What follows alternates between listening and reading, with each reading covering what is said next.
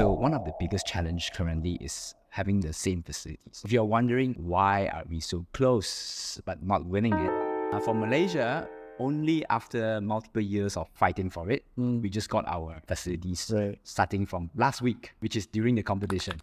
Imagine, it's like going to swimming competition without having a swimming pool. We managed to snatch 10 medals, silver and also bronze. Fortunately, we haven't got our first goal yet. The sport considerably is a very infant stage. So now, a company like my company is doing our best to bring up these sports as well, together hand in hand, whether it's with the government or with any sports association. We're trying our best.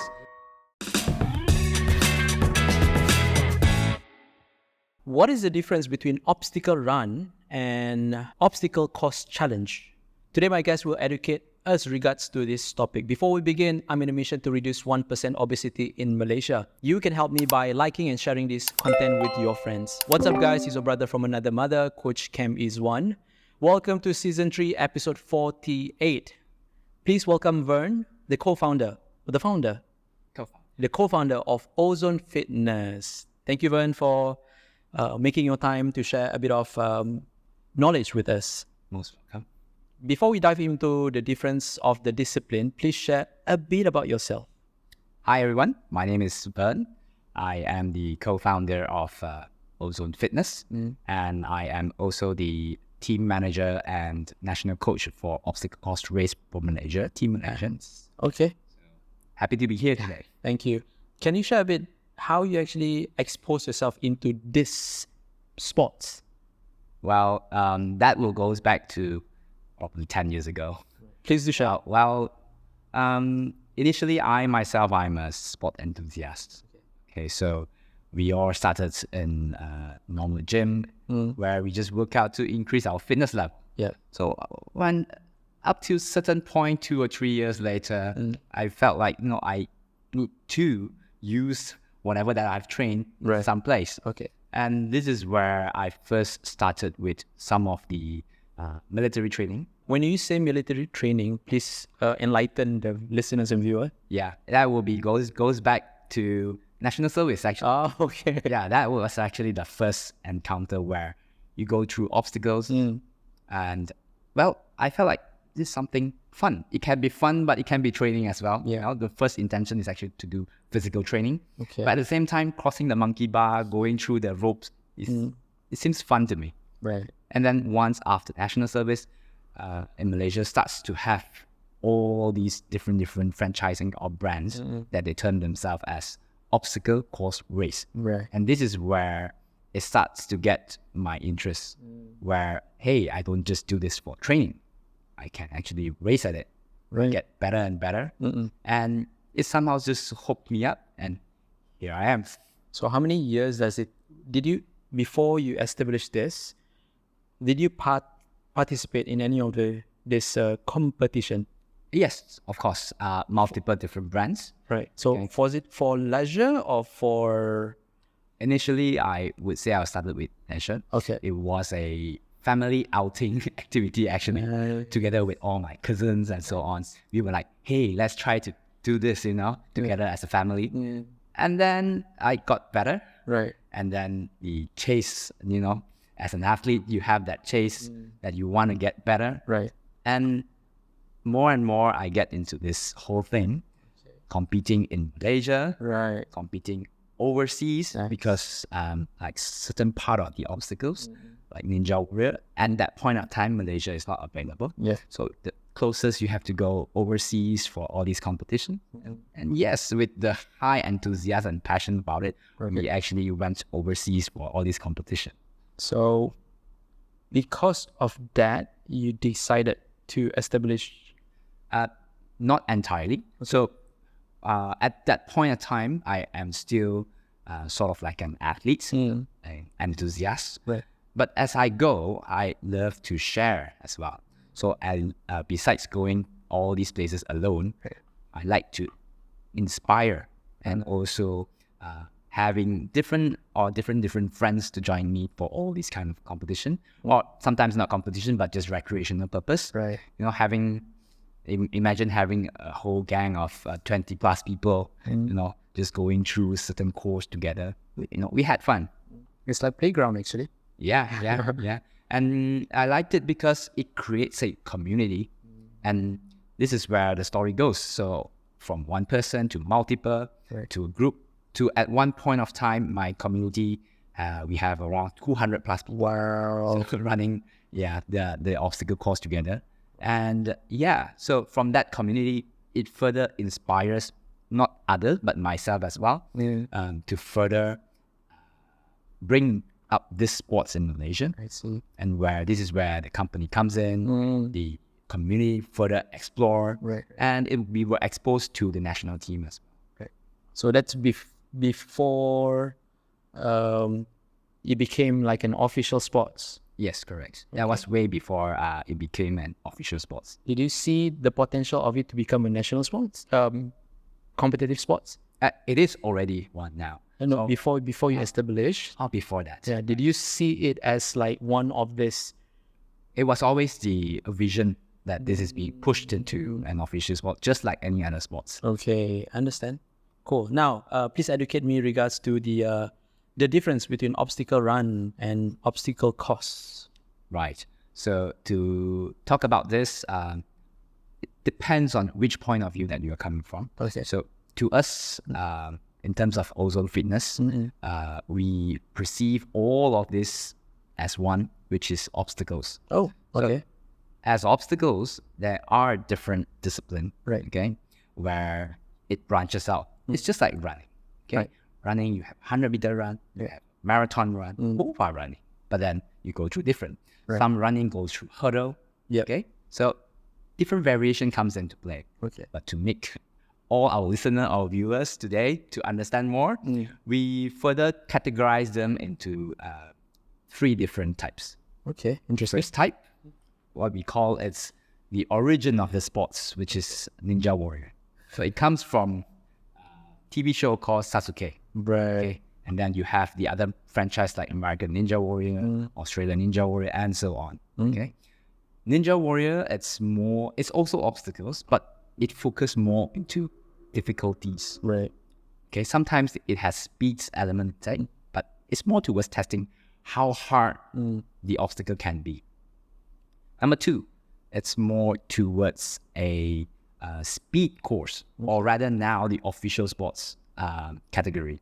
So it comprises of a standard course. Ninja Warrior, the obstacle keep changing. You won't know what you are competing in. But for official sports, or currently it's being termed as OCR 100. Okay, so it's a course that is standard. Okay. So you have 12 obstacles within this 100-meter course. Okay. That is standard across multiple years. Okay. The design, everything, the measurements, everything is standard. It is all published. Okay. Right. They have multiple variation as well, but at the moment there's only one of them that is being officialized, which is OCR 100. Right. It is more towards familiarity of the sports, meaning because you are doing this 12 obstacle again and again to see who gets faster. I'm lost here. Is it similar something like Piper Challenge or Spartan Race? We will go into that later. Okay. So this is, imagine a short course. Okay. 100 meter. Okay. 12 obstacle packed into it. Right. You're going to finish this course, if you are in an athlete level, you'll finish probably within 30 seconds. Okay. Right? So we're talking about very, very short. Okay. It's just like 100-meter run. Okay? So athlete does this faster, and faster, repeating the same thing over and over again. Okay. Right? So this is more towards the current officials of obstacle. Some people call it obstacle run, some people call it obstacle sports. Okay. But the official term is obstacle sport. Okay. Okay. And then we have the third category where you came into play, which more of people understood it as OCR, obstacle course race. Right. Okay. In obstacle course race, in this familiar terms, we have different brands that comes in to play. Things like the more common ones, Spartan Race. Right. We have local brand such as Viper Challenge. Yeah. Okay. Each of this section, they will have their own brands. Like Ninja Warrior, just now we mentioned, we have Sasuke, we have Ninja Warrior, and then our local brand is from our own gym. We call it Ozone Games. Right. Right. Then we have the middle one just now, the official one is by World OCR. So it is being run through Southeast Asia Games. Okay. Locally speaking, last week we have a Asian Championship, OCR. These are all 100 meter. I see. Okay. That is the last one when you mentioned. It's more towards recreational. But then again, there is a competitive section of it as well. It's more towards a long distance. When we talk about long distance, we are talking about 5 kilometers to 50 kilometers. As long as 50 kilometers, depending on which brand, which one they want it to be. Each brand has their own sets of obstacles. Okay. Okay. So they can be changed at any point of time. But in terms of the format, discipline, it's more towards running plus obstacles. Right. But a long distance running. Okay, I'm just curious why the Sasuke and Ninja Warrior, they require more acrobats compared to, like Spartan race. Because I, from my point of view as a layman person, Spartan race would be monkey bar, climbing up, jump over, something like that. Right. So, like I mentioned, different categories also. Okay. The difficulties of the obstacles are different because the focus are different. I see. So like Ninja Warrior I mentioned just now, it focused more into techniques, difficulties of the obstacles. Okay. That's why it requires more acrobatic background. People are flying here and there. Okay. They are performing difficult movement, but in a very short period of time. Right. The second one, just now we mentioned about the official ones. There's more on to the endurance, the cardiovascular strength, and power in a very short period of time as well. I see. While the last one, it requires running basics, cardiovascular system, very strong cardiovascular system, and of course, endurance. Right. There's a lot of carrying, The obstacles, of course, compared to Ninja Warrior, it will be a slightly lower difficulty. But then again, difficulties also, it depends on which part are you talking about. Right. Are you talking about power? Are you talking about agility? Right. Are you talking about endurance? Okay. So the word different. Okay. So basically, 3 of this category is still under the same obstacle run. To us, yes, we view it all of them as obstacle. Okay. It can be a run. Right. It can be a competition, whatever you want to term it. But in the end, it's all obstacles. Okay. Now I understand. As a whole, we call it obstacle sport. It's a sport. Understood. Now, what is the difference with, I think last week or week before last week, it was a red line. Okay, what's the difference with that? Right. At the moment, in Malaysia, we characterize these sports into 2 different categories. Right. And as for red line, with that branch, or some other commonly known branch such as high rocks, Yes. We characterize this as functional fitness sport. Okay. Okay. All right. So it's a totally different. So like for example, now even the association that governs this particular sport is different. It's under the IF3, Functional Fitness Federation. I see. While obstacle is under the Obstacles Federation. Okay. It's 2 different sports. Same, but different. Yeah. Why I ask is because I myself do not participate in any. I may look like I may look like I can, but I have no interest yet. Right. So I'm confused. Like, okay, red line, they do something like CrossFit or high rocks. Exactly true. Right. Then at the same time, obstacle runs, Spartan race, all you jump here and there. So okay, now I get the clarity, the difference now. Understood. Now, last week, like what you mentioned, Malaysia achieved 2nd for the obstacle sports. Yep. Right? Can you share a bit, since you are the captain? I am the national coach. So what does it take to achieve, regardless first, second, third, what does it take to achieve that level? Right. So let's talk about obstacle sports first. Yeah. So obstacle sports, it's a sport that is an all-rounder sport. It's not honestly speaking, it's not an easy sport because you have to train run, you have to train how to jump, you have to train your upper body, you have to train all different types of aspect. Right. It's not just a one discipline sport. It's a multi-discipline sport. Right. Where it includes majority people that be familiar is gymnastics, track and field, parkour, climbing, and so on. Right. So yeah, of course, athlete needs to train every single angle to be good at it. Okay, and everything goes down in that 30 seconds. Right. Like I mentioned. So, number one, long time of training. Number two, of course, the discipline. Right. Number three, you need to invest a lot of time to do something that you may not like it. Like, for example, let's say someone that always does running. Okay. Well, I'm not saying everyone, but most of the time, they don't like heavy weight training. Okay. Somebody that does weight training training, that's probably doesn't like to do Running. Somebody that do rock climbing most likely doesn't like to do legs exercise. Agree. Well, it's not everyone, but majority speaking, this is one of the stereotypes that we have. But in obstacle sport, you are forced to train every single thing. So in this part itself is quite a challenge. Right. Okay. Number two, of course, like I mentioned, you need to invest a lot of time. Imagine you go to the gym, sometimes you have 1 hour to train, but you have so many things. How am I going to separate all my time to it? So technically speaking, you need a lot of time and resilience and discipline. How long does it take? Just assuming me, zero knowledge, and I say like, you know what, I want to participate first, then I want to compete. Right. Roughly an estimation. Right. It depends on the foundation of the particular person. Of course, anyone can join. Okay, but then again, what kind of results you get is a different story. It's just like a normal marathon. Anyone can join. Right. Okay, but then whether you will achieve the result that you want is a different story. But again, also, if you don't start, you will never improve. Right. I want to ask about this gentleman. I don't know his name, but I know he's a fireman. Okay. And he won Sasuke and something, Malay chap. I saw also his photo in Ozone Fitness. I forgot his name. Mr. I think most like he won gold and always win. He's a fireman. In Malaysia, obstacle sports, there's only a handful of them. Yeah. Okay. So I am guessing you are talking about Mr. Muhammad Reta. So Mat Retho. I'm not sure, but I know he's a fireman. He appears in a fireman TV show.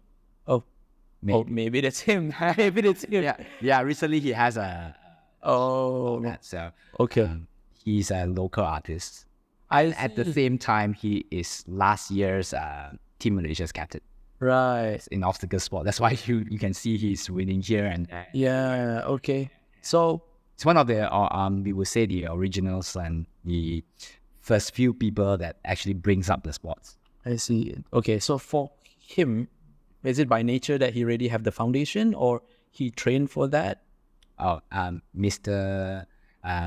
Commonly known in his IG name is Mat Retho. Okay.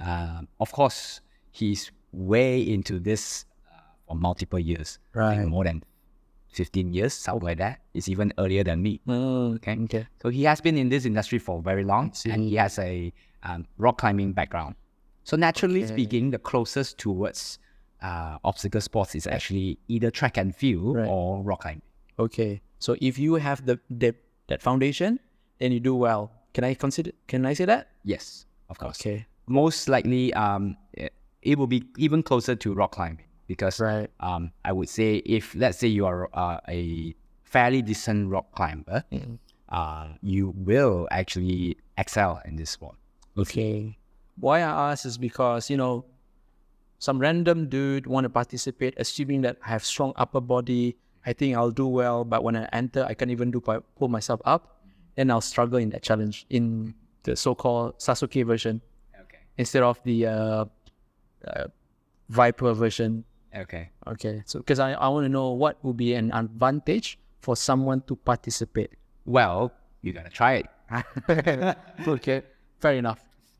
Okay, I also noticed that your company have organized many competition. Okay, from this competition, the main purpose, what is it? Okay, for Ozone Fitness, we started off as a gym. In fact, we started off as a community. Okay, so after we moved into gym, and in all these pillars in my gym, Right. we have 3 pillars. Okay. It goes with the obstacle sports, calisthenics, Okay. and functional fitness. Right. Okay, so these are the 3 main sports. They are all not a major sports, Right. but well, we like some challenge. We go into the niche market. So one of our vision is also to push these 3 sports up. So one of the fastest awareness way to do so is to create events. Okay. Okay, it's way faster than any marketing because people see it, people are interested, people join. Understood. That.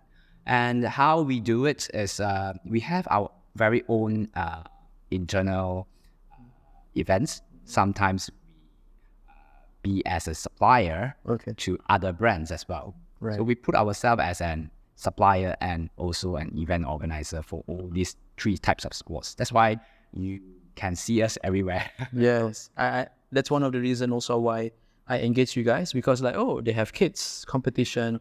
Then was one of the most recent one, the Under Armour one, together collaborated The with 100-second challenge. Yes. Also, I was like, oh, this is amazing. You're everywhere.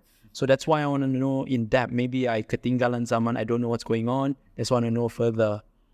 Okay. Oh, in fact, we are still quite new in terms of events. The oldest event that we have is just now what you mentioned, the 100-second challenge. Is only the 3rd year. Right. So we started off really, really small, like a small community. Okay. When you say started off as in what?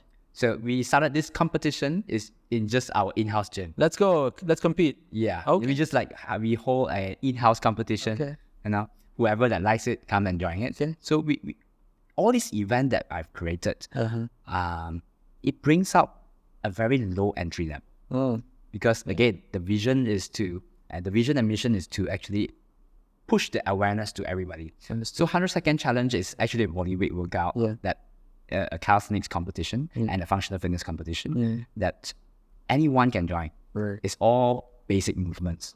That's the whole point of pushing it out. But then we started in our own gym, and then after that it gets bigger. And now recently we had it within a shopping mall. Right. And the cash price is considerably quite high. Yeah, quite higher. And also, what is the end? I know you mentioned the mission and vision is exposure. Awareness. Sorry. Yeah. Awareness. So are you seeking for the next top athlete to represent Malaysia, or? We already did. So for the obstacle part, like I mentioned, we have 3 pillars. So for the obstacle part, we started off with our first competition inside our gym as well. So what happens is we have a strong collaboration with the National Sport Association for obstacles. So whoever that wins this competition, right, we propose it to the national team. So because there are in BM we call it pelapisan. So there's a lot of filtering process. So how do we get this filtering process if we don't have a competition for it, right? Agree. The more the merrier. Agree. The more talent you will be able to look for it. This is not a official, it's an official sport, but it's not a general sport that every single school will have. Right. So some sort of selection process needs to be done. This is where we start to have a brand for ourselves, a competition event, and now it's a good platform, not just to perform selections or proposal to the national team. And at the same time, we are also starting to prove that Malaysia is able to organize international level. Like this particular upcoming event we have is Ozone Games. This is our 3rd year. We are almost getting into recognized as an successful international event. Last year, we have 15 countries participating. Wow. This year, we will target around 30 countries. So I could considerably say it's going into an international level kind of events or kind of competition where it is recognized across Asia. Okay, so you bring in the tourism. Yeah. Okay. Can I consider also you guys are scouting for great talents? Of course. That is one of the main agenda of all these events as well. Okay. Whether that's why if you notice our events, it goes through multiple sections. You mentioned that there's an adult version, there's an international version, there's kids as well. So we wanted everybody to start to get this exposure and awareness early. So now we go even to the next stage. So instead of only adult, we go to university, we go to the primary, and the latest one, we go to young kids as early as 5 years old to 12 years old. So we recently have this Ozone Games Junior, where the competitors are as young as 5 years old. So they are school going through a short course, something like the OCR 100. Okay, just for us to scout for potential athletes, and we can train them from young. And of course, later on, it will be an asset for the country. Yes. Okay. So just now before we start recording, we did chat a bit regarding about the potential of this sport might be in Olympics. Yes. So as of now, it is being proposed and in the last section where obstacle sports will replace the pentathlon equestrian. Okay. So in pentathlon, there's 5 disciplines. One of them is equestrian. Right. So it will be replaced by obstacle sports. Oh, wow. Okay. With that will be 2028 LA. So that's in only like 4 years from now. Yeah. As of now, obstacle sports is already in SEA Games 2019 and Philippines last year, and also last year Cambodia. Right. And of course, later on it will be Thailand for Southeast Asia Games, for Japan 2026, okay, and then after the Olympics. Okay, where do you see Malaysia? Right. So with our last year's results in the Cambodia SEA Games, we managed to snatch 10 medals. We have amazing silver and also bronze. Unfortunately, we haven't got our first goal yet, but we are very close. In fact, we are half a second away. So that particular run was actually the world record, and we are half a second away from world record. So I would say Malaysia's team, the potential is really there. But of course, every single sports and every single angle will still need to have improvements. Okay, what else can the athletes implement to be number one? Right. So it's a question everyone wants to ask. So for obstacle sports, it's not so common in terms of its facilities. So one of the biggest challenge currently is having the same facilities. Right. So if you're wondering why are we so close but not winning it, let's just put it this way. Philippines is the first, and we were beaten as well during the recent Asian Championship. They have the replica of the whole course at their backyard. Right. So for Malaysia, only after multiple years of fighting for it, we just got our facilities starting from last week, which is during the competition. Okay. So now perhaps with the asset, more athlete can train better. They can spend more time in it, and of course familiarizing it. Imagine we can get a second place without even having the. It's like going to swimming competition without having a swimming pool. You know. I know. Yeah. So that is the current situation for Malaysia for the past 5 years. Right. This reminds me of one thing. I met Dato' Azizul Awang before. I do not know him personally, but back in Australia, I met him there. Then I asked my friends, like, why is he here in Australia? So Malaysia at that time, we don't have the cycling track. Yeah. So you have to, his coach is from Australia, then they have the tracks there. So that's one of the reasons why he's there. So I totally agree. Maybe due to, can we consider this lack of interest from Malaysia Sport Association, or just not exposed enough that we do not invest? Budget constraint, of course, but we can't just always blame it to any association or any because when there's a demand, of course, the community will drive in. So it's the sport considerably is a very it's at its infant stage. Right. So now, company like my company is doing our best to bring up the sports as well, together hand in hand, whether it's with the government or with any sports association. We're trying our best. Of course, these facilities are not cheap. They are big structures, okay?